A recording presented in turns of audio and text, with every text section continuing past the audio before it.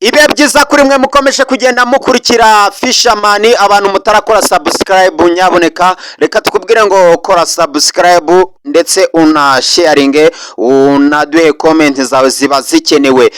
Turi ku itariki ya 29 z'ukwa 12 ni mu mwaka 2024 kumva ko umwaka turi kugenda tusoza mpora cyangwa se gake gakeya. Reka rero tujye kuzamuka n'amakuru agiye atandukanye aboneka mu myidagaduro cyangwa se ni ya makuru y'ibyamamare. Ahangaha reka twinjirane n'umuhanzi The Ben. Umuhanzi The Ben ni umuhanzi ufite igitaramo. The Ben afite igitaramo kizaba ku itariki ya 1 z'ukwa mbere, ni ku Bunane. Ni igitaramo album launch izaba igizwe n'indirimbo 11. Indirimbo 11 ni umuzingo wa album The Ben cyangwa se umuhanzi The Ben azaba agiye kuronshinga kuri iyi tariki ya 1. Abantu mwese aho muri kumva ko kubonane hazaba hari igitaramo. Ese icyo gitaramo kizaba cyaberaye? Ni igitaramo kizabera muri BK Arena nk'ibisanzwe, ni inzu iberamo imyidagaduro hara mu mujyi wa Kigali. Shobora kutwumva uri mu gihugu cyo hanze cyangwa se uri mu Rwanda by'umwihariko, ushobora guhita werekeza kuri BK Arena ku Bunane ukazajya kwenjoyinga, ugasoza umwaka wenjoyinga cyangwa se ugatangira umwaka n'ibyishimo byinshi. Ndaje rero nkubwire andi makuru. The Ben nibyo yagiye atangaza kuri iki gitaramo, abanzi bazakibonekamo ndetse na zimwe mu ndirimbo zigiye zitandukanye waba utazi ko The Ben yashize hanze. Reka nze tuze tubiva imuzi n'imuzingo. Iki gitaramo rero ni igitaramo The Ben amaze igihe kirekire ategura, nyuma yo ko amaze umwaka umwe ashinze urugo. Yavuze ati reka uyu mwaka mwuzuze neza mbahana album. Ni ibintu bitari bisanzwe cyane. Burya The Ben indirimbo ze zisohoka gake gake, ariko akaba ari za ndirimbo zimeze neza cyangwa se twavuga zikosora aho ngaho. The Ben rero yateguye iki gitaramo kugira ngo yishimane n'abakunzi be baba bo mu Rwanda cyangwa se abo mu bihugu byo hanze. Iki gitaramo rero impamvu cyaje ku iyi tariki nabyo The Ben yagiye abisobanura, avuga ko ni tariki muribuka imyaka yamaze ari mu bihugu byo hanze.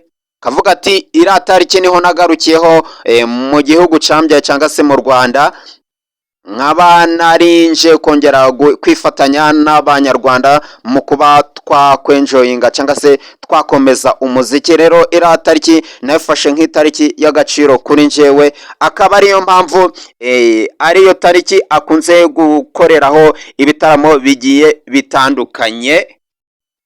Mu kiganiro yakomeje kugenda agirana n'abanyamakuru bagiye batandukanye, ahangaha The Ben yaje gutangaza bimwe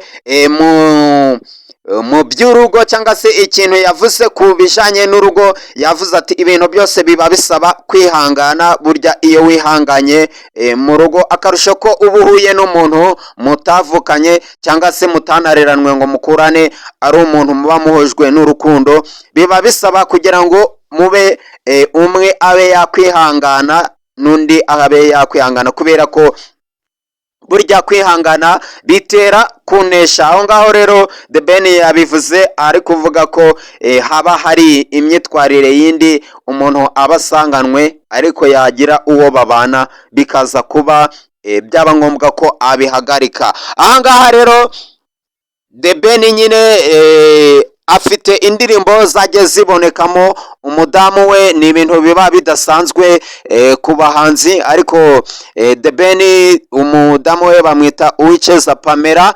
Ni umukobwa na n'ubundi wari usanzwe aha muri entertainment. Uwicyeza Pamela rero akaba ari we mufasha wa The Ben, aho yaje kugaragara mu ndirimbo zigiye zitandukanye, hari nk'iyo bita True Love.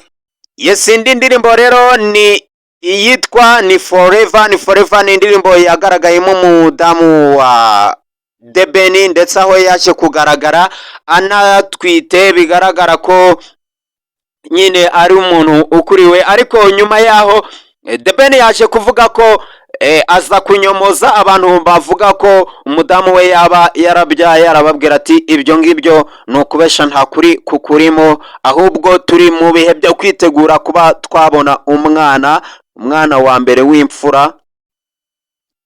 Ati ni umwana tuzaba twakwishimira kubera ko ni umwana wacu wa mbere w'imfura. Ariko abavuga ko umudamu yaba yarabyaye cyangwa se Pamela yaba yarabyaye, ati ni ukubesha, ntago ari byo. Aravuga ati burya ku bijyanye no gukora indirimbo ugashyiramo umudamu wawe, ati biroroha cyane kubera ko burya umudamu wawe aba azi ko ari akazi murimo, cyangwa se no kuba wamuririmbisha cyangwa se mwakorana videwo ni byiza cyane, biba byoroshye. Cyangwa se The Ben ati biranyorohera gukorana nawe indirimbo. Yaje kuvuga ko rero umudamu we ntabwo azi, ntabwo yaririmba cyangwa se bamubajije nimba ashobora kuba yaba umuhanzi, aravuga ati wapi, ntago ibyo kuba umuhanzi byo ntago navuga ngo yabikora, kubera ko ahubwo icyo azi ashobora kumva indirimbo nziza akaba yayimenya, cyangwa se bimwe bavuga ngo kugira ugutwi kumva umuziki, cyangwa se ugutwi kumva neza, nyine kumva muzike neza. Aho ngaho ati ibyo ngibyo byo arabishoboye kandi mbimuzeho. Ati kandi afite n'izindi mpano zigiye zitandukanye, ariko impano yifitemo iramuhagije, ntabwo iby'umuziki yabizamo. Rero The Ben ahangaha akomeza kugenda asobanura abahanzi bazaboneka mu gitaramo cye. Igitaramo cya The Ben cyangwa se iyi ronshi ya The Ben ni ronshi izaba itandukanye n'izindi ronshi mwabonye. Ahangaha The Ben aravuga ati abahanzi bose twakoranye indirimbo cyangwa se korabo zose nagiye ngerana n'abahanzi bagiye batandukanye, inyinshi abahanzi benshi muzababona mu gitaramo, ni surprise. Ariko hari amazina yahise ashira hejuru, aravuga ati aya yo biri confirm ko bazaboneka. Hari uwo bita Rema na Makura, muramuzi, hari yakoranye indirimbo na The Ben. Otile Brown nawe bakoranye indirimbo. Aravuga ati amakuru ahari nuko Diamond Platnumz nawe agomba kuzaboneka mu gitaramo, ariko biracari mu nyigo, cyangwa se turacagerageza kuba twabihuza turebe uko bizagenda. Atariko abo bahanzi byanga byakunda bazaboneka mu gitaramo. Ni igitaramo rero kizaba ku itariki ya mbere z'ukwa mbere, ubwo tuzaba twinjiye mu mwaka wa 2025 hara muri BK Arena. Abantu bo mu mujyi wa Kigali muri iyi minsi bari kubona ibitaramo byinshi cyane. Turaza no kubabwira n'andi makuru y'ikindi gitaramo nacyo kizaba gikurikira iki gitaramo nanone.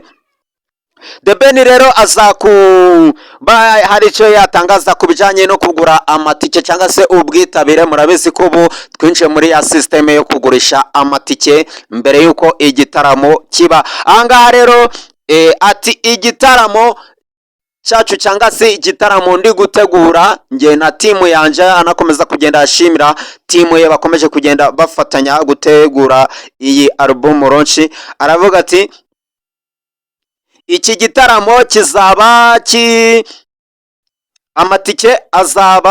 amatike menshi yamaze kugurwa. Ati bigiye kuba ubwa mbere noneho Israel Mbonyi yaciye agahigo mu kuba amatike yashira ku munsi igitaramo kiri bubereho. Ariko njyewe ndi kubona ashobora kuzashira hakiri kare. Ni igitaramo rero kiri kubura iminsi mikeya, ubwo kiri kubura iminsi igera muri iminsi ibiri rwose iri kubura, cyangwa iminsi 3 aho ngaho iri kubura kugira ngo igitaramo nyirizina kize kuba caba. Ese wowe iki gitaramo uzacitabira ute, cyangwa se ugomba kugenda ukafatanya n'umuhanzi The Ben mu kuba twakwishima cyangwa se umwaka warangira twishimye, ariko burya iyo twinjiye n'ibitaramo aba ari no gushyigikira ba bahanzi bacu kugira ngo ibitaramo byabo bize kuba byagenda neza. Hari byinshi rero tutabashije kuba twabagezaho, ariko twizere ko mu kiganiro cyo gukurikira nabyo muzakomeza kugenda mubigeraho. Reka tubabwire ngo ibihe byiza kuri mwebwe. Nge ni Fisha nk'ibisanzwe, ibiganiro cyangwa se amakuru nakagaruka hano kuri Fisherman.